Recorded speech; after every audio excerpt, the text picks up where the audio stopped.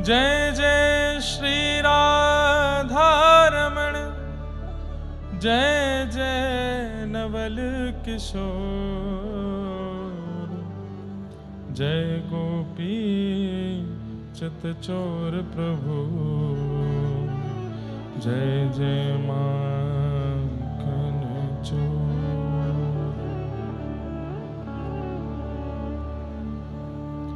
श्रित कमला कुच मंडल, धृत कुंडल, धृत कुंडल, कलित ललित वनमाल, जय जय देव हरे। कलित ललित वनमाल, जय जय देव हरे। ओ कलित ललित वनमाल, जय जय देव हरे। कलित ललित वनमाल, जय जय देव हरे। हे कालिय विषधर गंजन, जनरंजन, जनरंजन,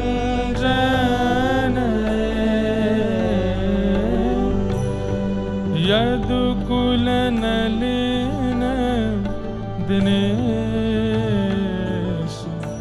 जय जय देव हरे। यदुकुल नलिन दिनेश, जय जय देव हे हरे। दीनमणि मंडल मंडन, भवखंडन, भवखंडन,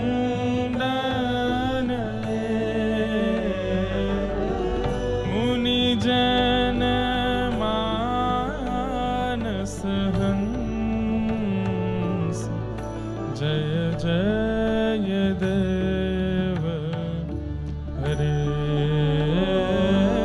मुनिजन मानस हंस, जय जय देव हरे।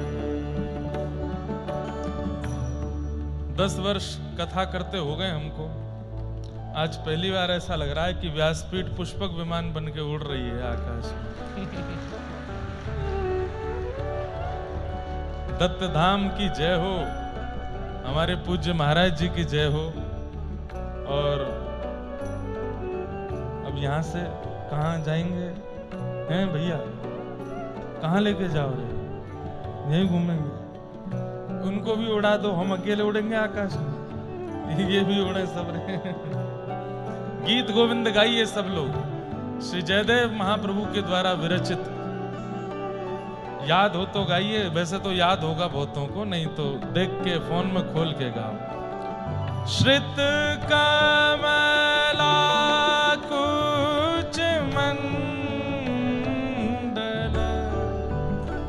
धृत कुंडल,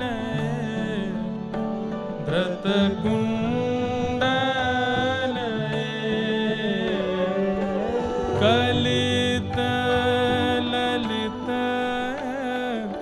वनमाल, जय जय देव हरे।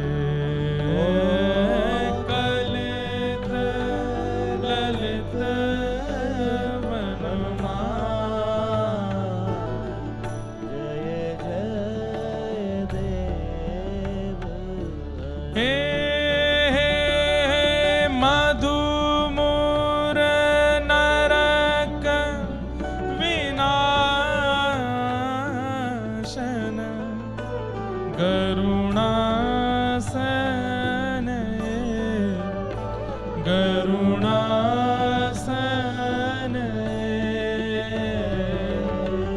सुरकुल के निदान जय जय देव हरे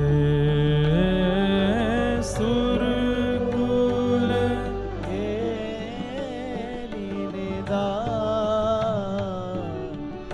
जय जय देव हे अमल कमल दल लोचन भवमोचन भवमोचन त्रिभुवन भवन निधान जय जय देव हरे त्रिभुवन भवन निधान जय जय देव हे जनक सुताकृत भूषण जित दूषण जित दूषण समर शमित दस कंठ जय जय देव हरे समर शमित दस कंठ जय जय देव हे अभिनव जलधार सुंदर धृतमंदर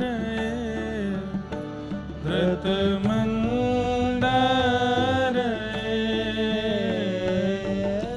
श्रीमुख चंद्र चकोर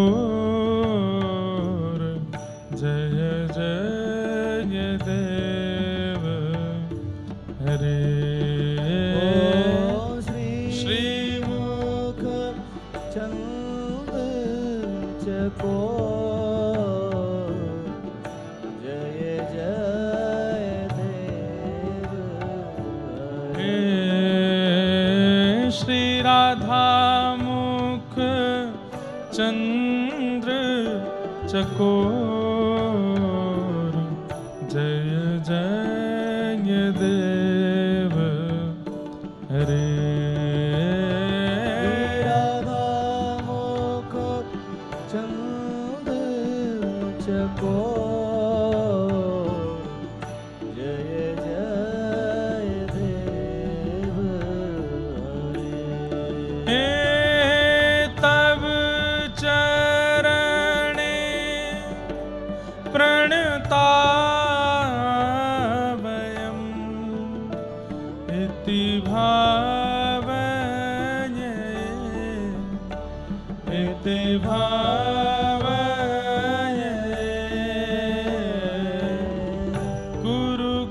कुरुकुशलं प्रणतेश जय जय देव हरे कुरुकुशलम् प्रणतेषु जय जय देव हरे।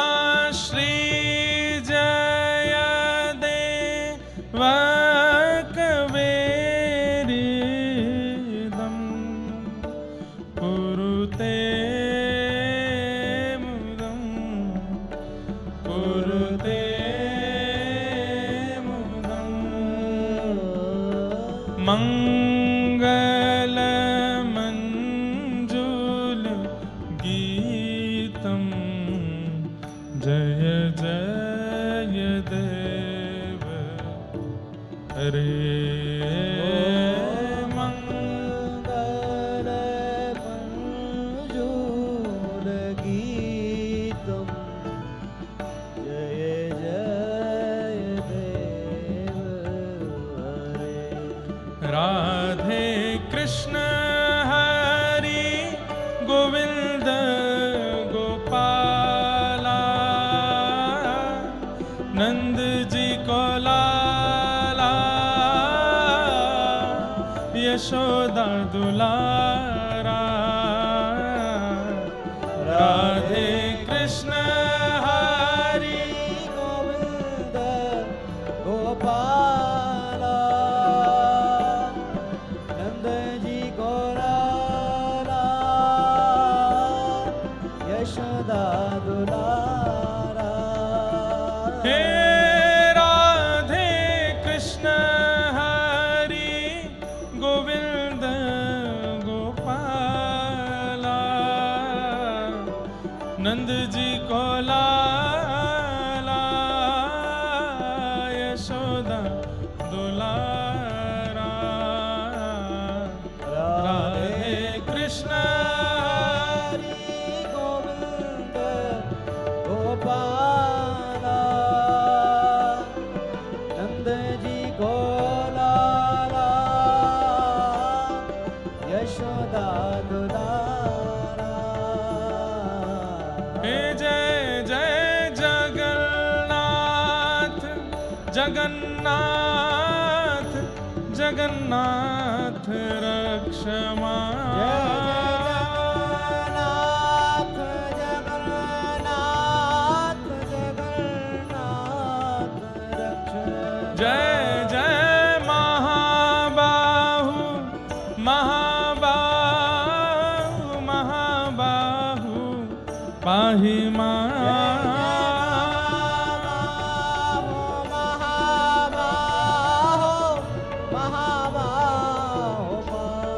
जय जय जगन्नाथ जगन्नाथ जगन्नाथ रक्षमा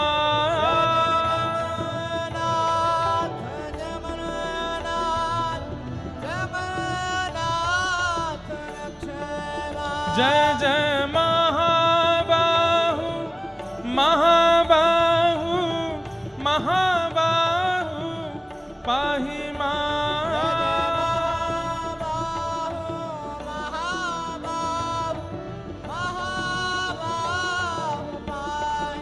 जय जय जगन्नाथ जगन्नाथ जगन्नाथ रक्षमा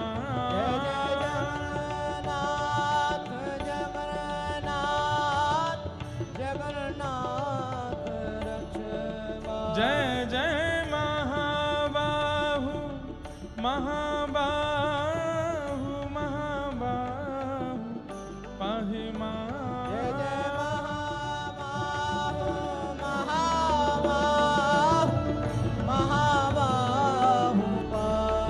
जय जय देव हरे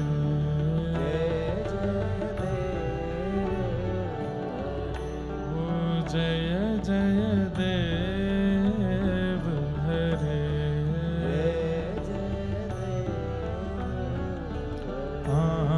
जय जय देव हरे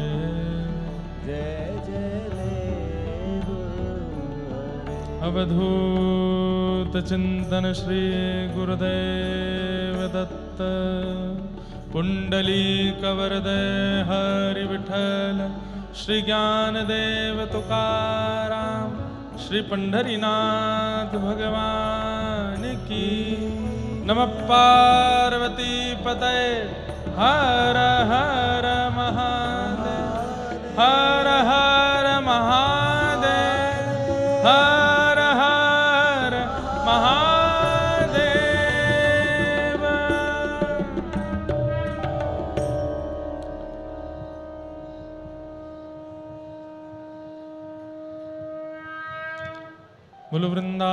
बिहारी लाल की श्री राधा रमण लाल की श्री राधा वल्लभ लाल की श्रीमद्भागवत महापुराण की श्री भक्तमाल जी की जय। चारों वेदों की जय। गोदावरी मैया की श्री अवधूत दत्तात्रेय भगवान की सब संतन की सब भक्तन की सब विप्रन की 84 कोस व्रजमंडल धाम की गिरिराज धरण की श्याम सुंदर श्री यमुने महारानी की जय जय श्री राम जय जय श्री राम जय जय श्री राधे। परम मंगल में प्रात प्रखलेश्वर अकारण करुणा वरुणालय भक्त वांछा कल्पतरु तड़िद्वत विनिंदित पीतांबरधारी श्री बालकृष्ण प्रभु की शब्दमयी वाणीमयी वांगमयी प्रतिमूर्ति हम आप सबके मध्य में विराजमान श्रीमद् भागवत महापुराण एवं ठाकुर जी के अति प्रिय भक्तों की श्रृंखला श्री भक्तमाल सन्मुख विराजमान श्री दत्तात्रेय भगवान जिनके पावन सानिध्य में हम आप सब लोग 15 दिवसीय ये सत्संग वार्ता श्रवण कर रहे हैं। मंच पर विराजमान समस्त विप्रवृंद समस्त वैदिक गुरुजन एवं जिनकी पावन छत्र छाया में हम आप सब लोग इस रस का सुख ले रहे हैं, ऐसे परम पूजनीय प्रातः स्मरणीय अत्यंत प्रेम करुणा की प्रतिमूर्ति श्री दत्तदास जी महाराज एवं साथ में विराजमान हमारे श्री गोविंद काका और समस्त वैदिक गुरुजनों और आप सभी श्रोता भाई बंधु मातृशक्ति बालक मित्र सखा सबको जय श्री कृष्ण जय श्री कृष्ण जय सिया राम जय श्री राम जय श्रीमन नारायण। जय श्रीमन नारायण। अद्भुत आनंद और उत्साह के साथ ये 15 दिवसीय कथा सत्र चल रहा है और भगवत कृपा से इतनी अद्भुत तिथियों में ये क्रम चल रहा है कि हर दिन मंगल में उत्सवों के दिन हैं। आज परम कृपामयी श्री सियाजू श्री सीता जी की जानकी नवमी है। आज प्रभु श्री राम की प्राण प्रिया श्री जानकी जी का प्रादुर्भाव दिवस है। आप सबको जानकी नवमी की बहुत बहुत बधाई हो, बहुत बहुत शुभकामनाएं, बहुत बहुत मंगल कामनाएं। ऐसा आचार्यों का मत है कि घर में किया गया यज्ञ अनुष्ठान उसका जितना फल मिलता है उससे कई गुना ज्यादा मिलता है यदि वो किसी देवालय में जाके किया जाए, घर की अपेक्षा देवालय में या मंदिर में। देवालय की अपेक्षा और ज्यादा उसका फल मिलता है यदि वो किसी देव नदी के तट पर किया जाए। गंगा हो, यमुना हो, गोदावरी हो, कावेरी हो, सरस्वती हो, इनके तट पर यदि यज्ञ किया जाए तो उसका महत्व और ज्यादा है। पर नदियों के तट की अपेक्षा वह नदियां जब किसी धाम में प्रवाहित होती हैं तब वहां यज्ञ किया जाए। जैसे गंगा जी कानपुर से बहती हुई भी जाती हैं और भी शहरों का स्पर्श करती हैं, पर वही गंगा जी जब काशी पहुंचती हैं, जब वही गंगा जी प्रयागराज पहुंचती हैं, वही गंगा जी हरिद्वार से निकलती हैं, वहां पर यज्ञ किया जाए। मतलब सीक्वेंस है, घर के यज्ञ की अपेक्षा मंदिर में यज्ञ, मंदिर के यज्ञ की अपेक्षा नदी के तट पर यज्ञ, उसकी अपेक्षा वो नदी जब देव धामों से निकले तब वहां पर यज्ञ, उससे भी ज्यादा फल मिलता है यदि वह यज्ञ समुद्र के तट पर किया जाए, उससे भी कई गुना ज्यादा फल मिलता है यदि वह यज्ञ गौशाला में किया जाए। समुद्र से भी ज्यादा फल गौओं के मध्य बैठकर के किया जाए, गौ गोबर के लेपन के साथ गायों के गौरस के मध्य में शुद्ध भारतीय वेद लक्षणा गौ माता के गव्यों से और गैया के दर्शन करते हुए यज्ञ किया जाए, उसका फल और अति हो जाता है।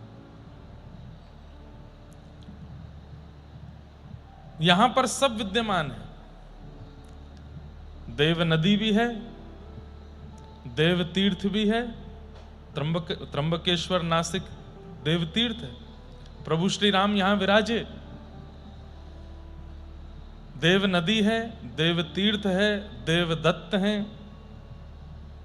और भारत में गिने चुने ऐसे ऐसे विद्वान, ऐसे ऐसे वेदज्ञ, ऐसे ऐसे यज्ञनिष्ठ, ऐसे ऐसे अग्निहोत्री जो अभी मिलते ही नहीं है, वो भी जो यहां विराजमान है, जहां 150 से अधिक गायत्री पुरुषण हो चुके हैं, जहां पर बैठने के लिए कोई गद्दा, तकिया या फिर मसनद आपको नहीं मिलती है, बल्कि गौरज और गोदावरी जी की रज में ही बैठने को मिलता है, जहां का प्रसाद किसी बिस्लरी या आरओ के वाटर से नहीं बल्कि श्री गोदावरी जी के जल से ही निर्मित होता है, वेदज्ञों के द्वारा होता है, ऐसे स्थान पर किया गया यज्ञ, उसकी कितनी कितनी महिमा है।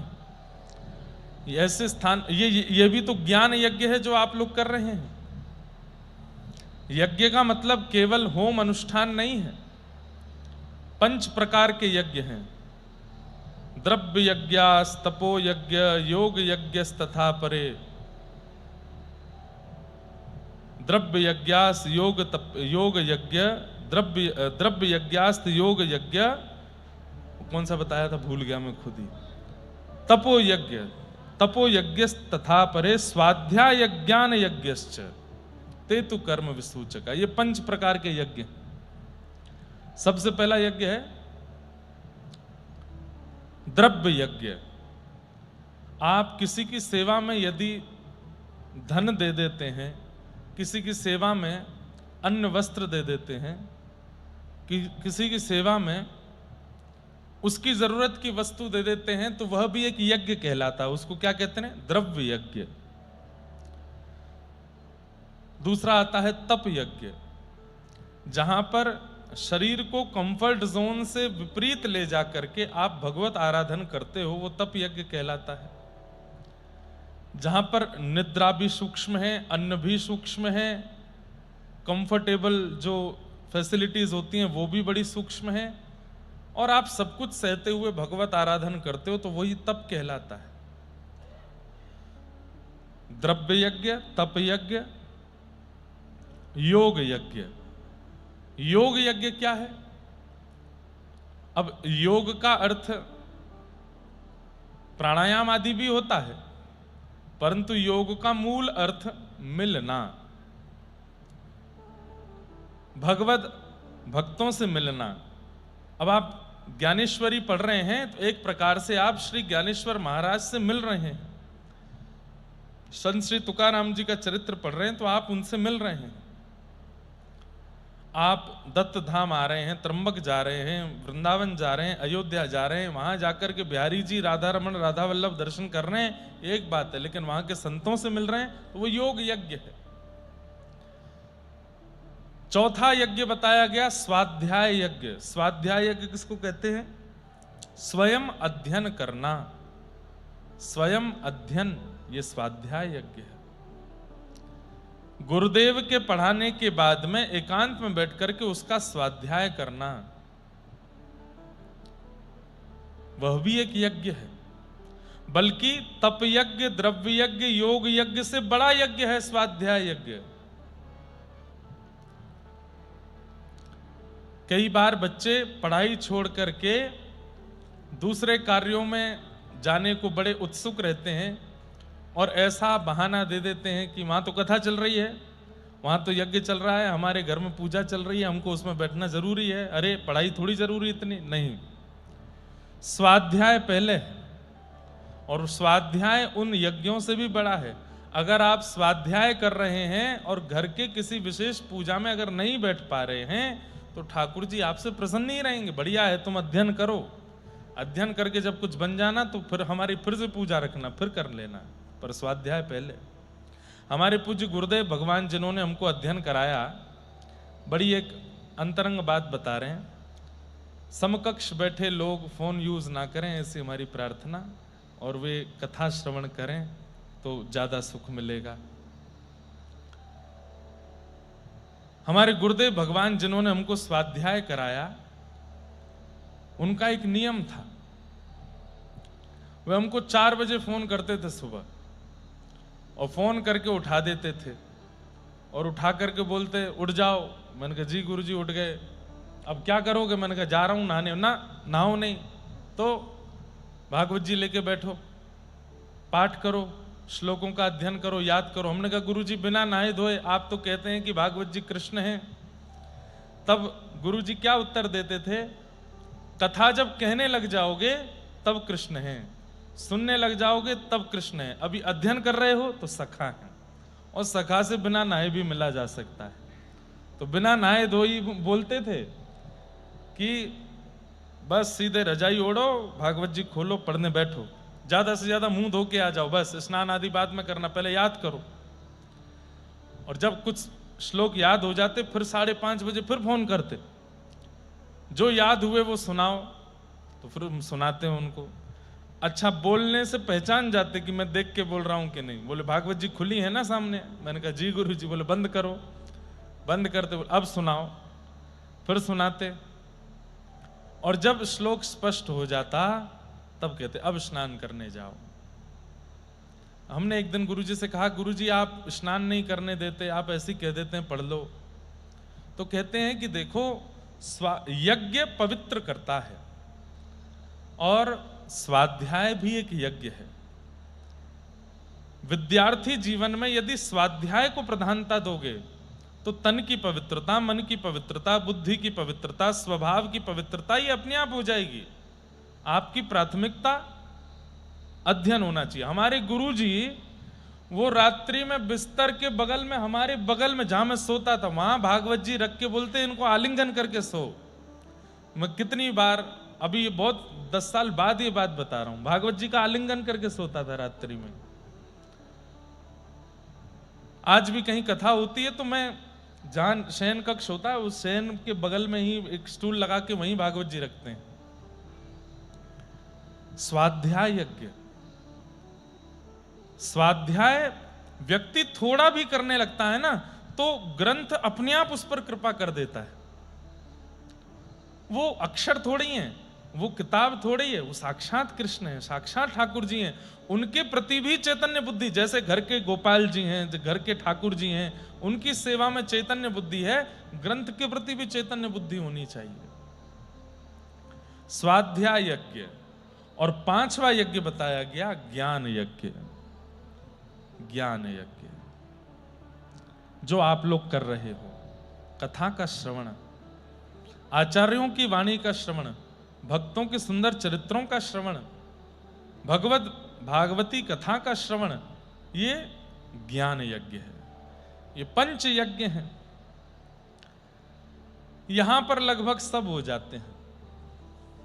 तप यज्ञ भी होता है, योग यज्ञ भी होता है, स्वाध्याय यज्ञ भी होता है, द्रव्य यज्ञ भी होता है। बस द्रव्य यज्ञ बिना देखे होता है। द्रव्य यज्ञ होता तो है दत्त धाम में, लेकिन द्रव्य दिखाई नहीं देते। बिना द्रव्य दिखे यज्ञ होता है और बिना द्रव्य दिए यज्ञ होता है। हमने ऐसा स्थान पहली बार देखा है जहां पर इतनी बड़ी संख्या में सबका भोजन आदि सब होता है, इतनी बड़ी संख्या में लोग रुकते हैं और किसी से 1 रुपए की भी कामना या याचना, और वो कोई देना भी चाहे तो मना कर दिया जाता। नहीं, इसको क्या कहते हैं? आकाश वृत्ति। क्या कहते हैं? जोर से बोलिए। आकाश वृत्ति। आकाश वृत्ति का मतलब क्या है? ठाकुर जी देख लेंगे, व्यवस्था करनी होगी, ये कार्य होना है, ये उत्सव होना है, ये कथा होनी है, ये महोत्सव होना है, ये किसी से याचना नहीं, हमने संकल्प करके ठाकुर जी के सामने रख दिया, अब ठाकुर जी जाने। ऐसी आकाश वृत्ति किसके साथ होती थी? नरसिंह मेहता जी के साथ आकाश वृत्ति होती थी। बहुत सुंदर कथा है, बहुत विस्तृत हो जाएगी, इसलिए सूक्ष्म में सुनाता हूं। उनके पुत्र थे, नाम था श्यामल दास। श्यामल दास का अंजार के बहुत बड़े सेठ की बेटी से संबंध पक्का हो गया। और संबंध ऐसे पक्का हुआ कि अंजार के सेठ ने अपने कुल पुरोहित को भेजा, बोले जूनागढ़ जाइए, वहां पर बड़े अच्छे अच्छे नागर वंशीय ब्राह्मण हैं, उनमें से मेरी बेटी के लिए योग्य वर ढूंढ के लाओ। तो ब्राह्मण देवता गए और वहां जाकर के खूब सारे वर देखे, लेकिन अपने यजमान की बेटी के लिए योग्य वर नहीं मिला। तो एक पंडित जी थे साथ में जो वर दिखवा रहे थे। अंत में उन्होंने कहा आपको कोई पसंद नहीं आ रहे, मेरा ही बेटा देख लो। उनका बेटा देखा तो देखने से ही पता चल रहा था कि व्यसनों में लिप्त है। तो पंडित जी ने उसके लिए भी मना कर दिया और कहा कि भाई आपके जूनागढ़ में हमारी यजमान की पुत्री के लिए योग्य वर है ही नहीं शायद। तो जो पंडित जी थे पुरोहित जी के साथ में, जो लड़के दिखवा रहे थे, वो थोड़े से झुंझला गए, थोड़े चिढ़ गए और चिढ़ करके उन्होंने कहा एक ब्राह्मण बचा है हमारे यहाँ का, हो सके तो उसका बेटा देख लो। बोले कौन है? नरसिंह मेहता, उसका बेटा है श्यामल दास। मतलब ऐसा किया कि तुमको इतने बढ़िया बढ़िया लड़के पसंद नहीं आ रहे तो नरसिंह मेहता का बेटा देखो। नरसिंह मेहता मतलब जिसको वंशधरों ने निकाल दिया, नगरवासियों ने निकाल दिया, ब्राह्मणों ने अपने कुल से निकाल दिया, उसका बेटा देख लो, वो शायद पसंद आ जाए। संयोग से नरसिंह मेहता कथा कर रहे थे और उनका बेटा सामने बैठ करके कथा सुन रहा था। सामने बैठने वालों का बहुत बड़ा योगदान रहता है, इसलिए हम सामने वालों से थोड़ा प्रार्थना कर देते हैं। हमारे पंडित जी भी सामने बैठते हैं, एक आध झोंके ले लेते हैं, ये भी कभी कभी। हमारे सब संगीतज्ञ भी सामने बैठते हैं। सामने बैठने वालों की बहुत बड़ी योग्यता कथा की होती है। क्यों? पीछे वाले तो ध्यान से सुनते हैं, सामने वाले इधर उधर होते हैं ना, तो कथा पूरी डगमगा जाती है। और एक्सप्रेशंस भी बहुत अच्छे होने चाहिए। अब सामने वाले का माटी का मथोना सा मुंह ऐसे देख रहा है, तो कथा वाला कैसे कथा करे? अनेक मुस्कुरा दे भैया, भाव से सुन ले। तो श्यामल दास सामने बैठ के कथा सुन रहे थे, नरसिंह मेहता कथा सुना रहे थे और श्यामल दास के नेत्रों से अविरल अश्रुधार। और उसी समय वो पंडित जी वहां पहुंचे, अंजार के सेठ के कुल पुरोहित। उन्होंने जाकर के जैसे ही नरसिंह मेहता जी की पहले तो कथा सुनी तो उससे प्रभावित हो गए, और उसके बाद में श्रोता, कथा पूरी हो गई, सब उठ के चले गए। उनका बेटा अभी भी उसी कथा रस में डूबा डूबा रो रहा था। पंडित जी आगे आए, व्यासपीठ पर आके प्रणाम किया, बोले आपकी कथा बहुत बढ़िया लगी, आपका पुत्र कहाँ है? हम उसको देखना चाहते। नरसिंह मेहता जी बोले बैठा है, भाव विभोर बैठा है पीछे। और जैसे ही देखा नेत्रों से अविरल अश्रुधार, कथा सुन के पुरोहित जी ने कुछ और पूछा ही नहीं, बोले यही है योग्य वर, इसी से होगी शादी। और बता दिया, बोले कि हम अंजार के सेठ जी की, वो ब्राह्मण हैं, बड़े अच्छे सेठ हैं, धनवान हैं, उनकी बेटी का आपके पुत्र से विवाह नक्की करके जा रहे हैं। नरसिंह मेहता बोले भैया हमारे यहाँ कुछ है नहीं द्रव्य आदि। बोले वो उसकी आवश्यकता नहीं है, बाहरी द्रव्य नहीं है, भीतर का हृदय द्रव्य कितना अद्भुत है आपके पुत्र का। और विवाह पक्का करके चले गए। जब पहुंचे उससे पहले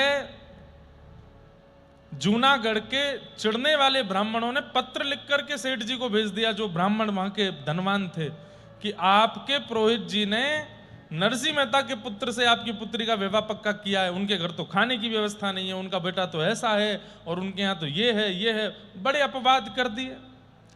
पंडित जी पहुंचे तब तक पत्र पहुंच गया। तो जैसे देखा उसने कहा गुरुजी मैंने तो आपको विश्वास करके भेजा था, आप इनके पुत्र से मेरे बेटी का विवाह पक्का करके आए हो। देखो उसकी तो हालत बड़ी बिगड़ी है। पुरोहित जी बोले देखो मैं रिश्ता पक्का करके आ गया हूं, अब मैं अपने वचन वापस नहीं लूंगा। ब्रह्म वाक्यम जनार्दनम, मैं बोल आया हूं, अब विवाह तो तुम्हें वहीं करना पड़ेगा। बोले ऐसे कैसे चलेगा, आप बताइए ना क्या। बोले नहीं नहीं, विवाह तो वहीं होगा। तब उसने बहुत लोगों से पूछा तो कई लोगों ने मन भर दिया कि आप एक काम करो, नरसिंह मेहता जी को लंबी चौड़ी लिस्ट लिख के भेज दो। इतना सामान होना चाहिए बारात में, इतने घोड़े होने चाहिए, इतने ऊंट होने चाहिए, इतने हाथी होने चाहिए, ऐसे ऐसे नग आभूषण पहन के आने वाले बाराती होने चाहिए, हमारी नाक का सवाल है। इतना लिख के भेजो कि नरसिंह मेहता देख करके मना ही कर दें कि हम ब्याह नहीं कर सकते। लिख करके भेज दिया और पूरा पत्र लिख के बंद करके जय श्री कृष्ण भेज दिया। जैसे ही पत्र पहुंचा नरसिंह मेहता जी के पास, बैठे थे नरसिंह जी कीर्तन कर रहे थे, डाकिया ने आकर के पत्र दिया। पत्र, बोले आपके लिए पत्र आया है, किसी प्रेमी ने भेजा। बोले अच्छा। पत्र उठा करके देखा, जय श्री कृष्ण। अरे मेरा नहीं है, ये ठाकुर जी का पत्र है। मेरा पत्र होता तो ऊपर नरसिंह मेहता लिखा होता, इस पर जय श्री कृष्ण लिखा है। दूसरे का पत्र नहीं पढ़ता मैं, खोला ही नहीं पत्र को और जाके धर दिया ठाकुर जी के आगे। ठाकुर जी जय जय, किसी ने आपके लिए पत्र भेजा है, देख लीजिएगा। ठाकुर जी मन ही मन सोचने लगे, अरे नरसिंह खोल तो ले एक बार, ये 100 हाथी कहां से आएंगे, ये इतने घोड़े कहां से आएंगे जो लिखे हैं अंदर। पर नरसिंह मेहता तो प्रेम मगन, ठाकुर जी के सामने पत्र रख के चले गए। ठाकुर जी इतने रीझ गए इस व्यवहार से, बोले कि नरसिंह इतना समर्पण कि बस नाम दिख जाए ठाकुर जी का तो ये ठाकुर जी की वस्तु है। ठाकुर जी बोले जब इतना समर्पण नरसिंह करता है तो इतना प्रेम हम क्यों नहीं प्रदान कर सकते। और महाराज बुला लिया रुक्मणी जी को और सब द्वारिका वासियों को कहा हमारा एक मित्र है, उसके पुत्र का विवाह है, सब तैयार हो जाओ। सब बोले कहां जाना है। बोले वो चलेंगे जूनागढ़। क्या पहने। बोले हमारे विवाह में जो पोशाक पहनी थी वैसी पोशाक पहनो सब रे। और रुक्मणी कृष्ण विवाह में द्वारिका के लोग जैसे सजे थे वैसे पुनः सज गए, तैयार हो गए। सब यदुवंशी, बिल्कुल अद्भुत चतुर्भुज हैं सब लोग। द्वारिका में वर्णन आता है पुराणों में कि द्वारिका में सब चतुर्भुज हैं, सब चतुर्भुज रूप धारण करके अद्भुत अद्भुत श्रृंगार रूप। और महाराज हाथी घोड़ा सब बड़े बड़े साधनों में भर भर के, और अद्भुत महाराज किलोमीटरों लंबी बारात। और यहां नरसिंह मेहता के पुत्र के विवाह का दिन था। एक घोड़ी आई, उसके बस अंतिम श्वास ही चल रही थी, सस्ते में वही मिली। 4 लोग थोड़े कीर्तन करने वाले आ गए और बाकी सारे सूरदास रहते थे नरसिंह मेहता जी के साथ, जिनके नेत्र ही नहीं थे। 16 सूरदास एक दूसरे के कंधे पे हाथ धर के, ये तो बारात थी, और लेकर के नरसिंह मेहता निकल पड़े। इतने में ही देखा पीछे से अद्भुत हाथियों की सवारी और महाराज घोड़े आदि आदि सब जो सब आए। नरसिंह मेहता जी ने किसी से पूछा भैया ये क्या आ रहा है। बोले आपके कोई पुराने मित्र हैं, पुराने कोई यजमान हैं, उनको पता चला कि आपके पुत्र का विवाह है तो वो अपने पूरे कुनवा खानदान को लेके आए हैं। बढ़िया भैया, हम तो भूल गए कौन से यजमान हैं ये।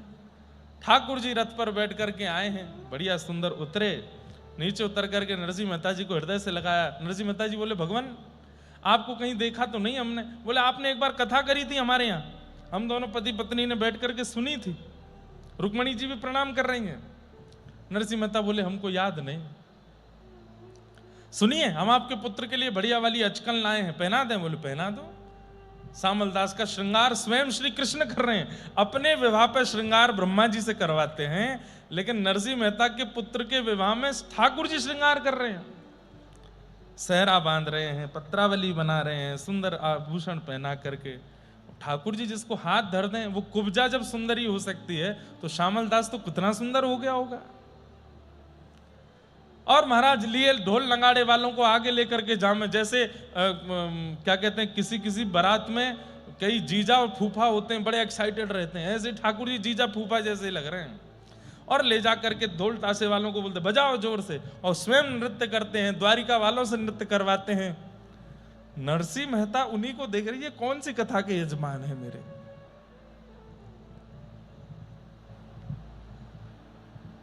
लेकिन भक्त के नेत्रों से ठाकुर जी बचते नहीं। थोड़ी बहुत देर में नरसिंह मेहता जी का यह हुआ कि वो तो कीर्तन में लग जाते थे, बारात चल रही है, वो अपना कीर्तन कर रहे थे, तो नेत्र बंद करके वही झांकी दिख रही है जो आगे बारात में नाच रही है। बोले मैं कीर्तन करता हूं, मुझे ठाकुर जी का अनुभव होता है, आज मैं नेत्र बंद कर रहा हूं, ये मेरे यजमान क्यों दिख रहे हैं मुझको। इनसे नाम तो पूछ के आऊं, इनका क्या नाम है। नरसिंह मेहता गए, बोले सुनिए सुनिए यजमान जी। बोले हाँ जी, आपका नाम क्या है। ठाकुर जी बोले हमारा नाम सांवरिया सेठ। सांवरिया सेठ? बोले हाँ। दोबारा बताइए तो। बोले सांवरिया सेठ। नरसिंह मेहता जी अपलक नेत्रों से जब देखने लगे, देखते ही देखते ठाकुर जी से छुपाया नहीं गया, हंस गए जोर से। और जैसे ही हंसे महाराज, लखी जन लाल की मुस्कान। जैसे ही लाल जी मुस्कुराते हैं ना, आदमी बस उस समय हृदय गति को बचा ले, अटैक पड़ने की 100% संभावना है। इतने सुंदर हो जाते हैं ठाकुर जी। और जैसे ही हंसे हैं नरसिंह मेहता जी का तो सब भूल भाल गए, मेरे बेटे की बारात है, बेटा दुल्हा बना है, पत्नी आदि सब भूल गए। तुरंत हाथ पकड़ लिया। द्वारिकाधीश? ठाकुर जी बोले हाँ जी। अरे जय जय आप आए हो। तुरंत हृदय में भर लिया नरसिंह मेहता। 52 बार गए ठाकुर जी जूनागढ़। कितनी बार? 52 टाइम्स। नरसिंह मेहता जी के लिए 52 बार इस कलयुग में ठाकुर जी जूनागढ़ गए। और ऐसी बारात लेकर के गए महाराज, सब देखते रह गए अंजारवासी। अद्भुत ब्याह हुआ उनके पुत्र का। कथा और भी लंबी है। कथा ऐसी आती है कि वहां जब बारात पहुंची तो बारात देख करके लड़की का पिता भाग गया रात में ही। बोले कि इनकी तो व्यवस्था ही नहीं कर पाऊंगा मैं। तो जो पुरोहित जी थे वो आए नरसिंह मेहता जी से मिलने।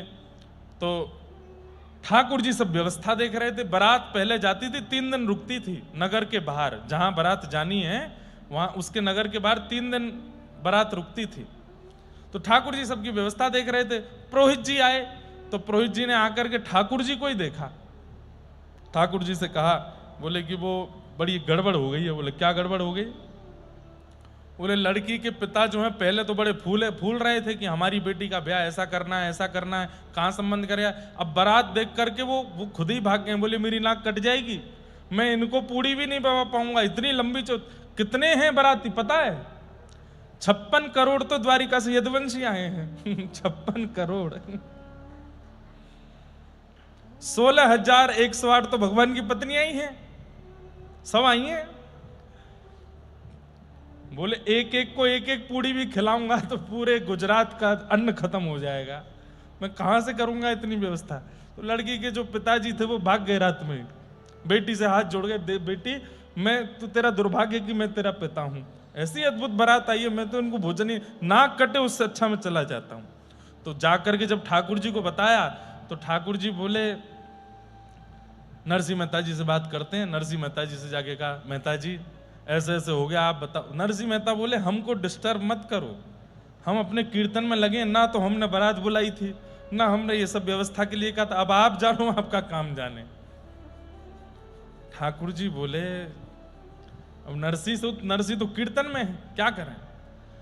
तुरंत ठाकुर जी ने नेत्र बंद करके बलराम जी का आवाहन किया और बलराम जी से कहा रेवती भाभी के सहित और जो लोग थोड़े बहुत रह गए द्वारिका में उनके सहित पधारिए। बलराम जी महाराज रेवती जी के साथ में और बच्चे कुछ यदुवंशियों के साथ में आए। आकर के पूछा, हाँ लाला बता। बोले कहा है? बोले भैया आज एक बहुत सुंदर अवसर मिलो है, अब हम दोनों उनको करना हो। बोले क्या? बोले हम तो बन गए लड़का वाले, बारात आदि लेके आ गए, अब लड़की के पिताजी भाग गए हैं, तो बोले आप पिताजी का रोल निभाओ, लड़की के पिताजी आप बनिए और पूरी जो एक ससुराल पक्ष की जो पूरी क्रिया होती है वो आप और रेवती भाभी संभालिए।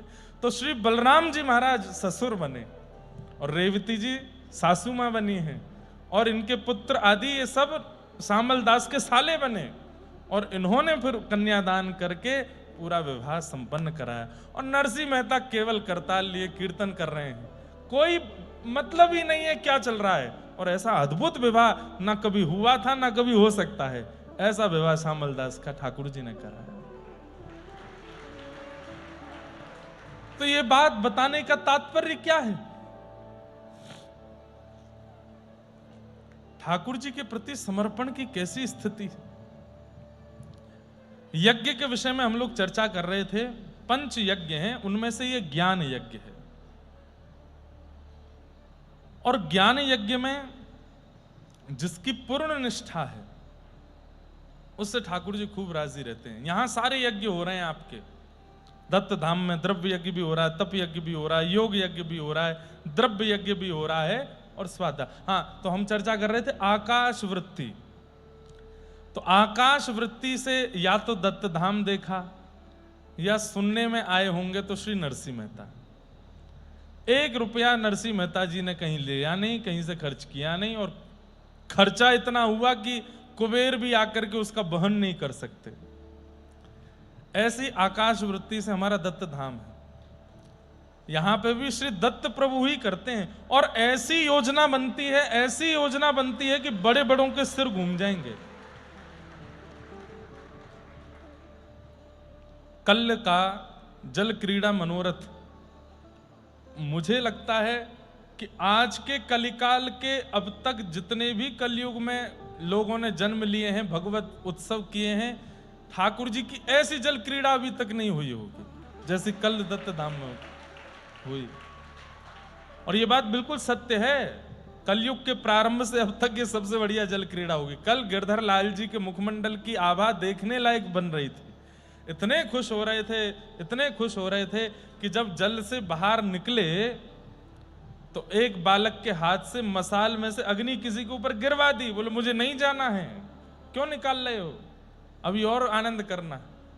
बिल्कुल जिद्दी बालक हो जाता है ना, निकलते नहीं जल से। कल ऐसे हो रहे थे लाल जी, बहुत सुख मिला। और ये सब हमारे पूज्य महाराज जी की कृपा है। इतना स्नेह, इतना प्रेम, इतना आनंद देते हैं। हमें तो अब थोड़ा थोड़ा कभी कभी डर तो नहीं लगता, लेकिन थोड़ा सा लगता है कि कहीं लाल जी हमारे यहीं नहीं बस जाएं दत्त धाम में।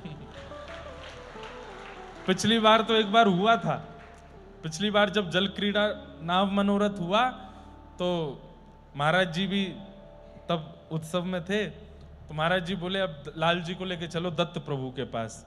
मैंने जी दत्त प्रभु के पास गए तो फिर लाल जी को और दत्त प्रभु को मिलाना था, तो वहां बाहर लाल जी विराज गए। महाराज जी लाल जी को लेकर के गए और दत्त भगवान से मिलाया। और भीतर विराजमान करके महाराज जी बोले अब लाल जी नहीं आ रहे, अब जाओ तुम। मैंने महाराज जी ऐसे मत करो ना, अब लाल जी यहीं रहेंगे। भीतर और किसी की घुसने की सामर्थ्य नहीं है। अब तुम चाहे रो चाहे तुम कुछ कहो, लाल जी नहीं आएंगे भाई। तो हमारे लाल जी को बहुत भाता है।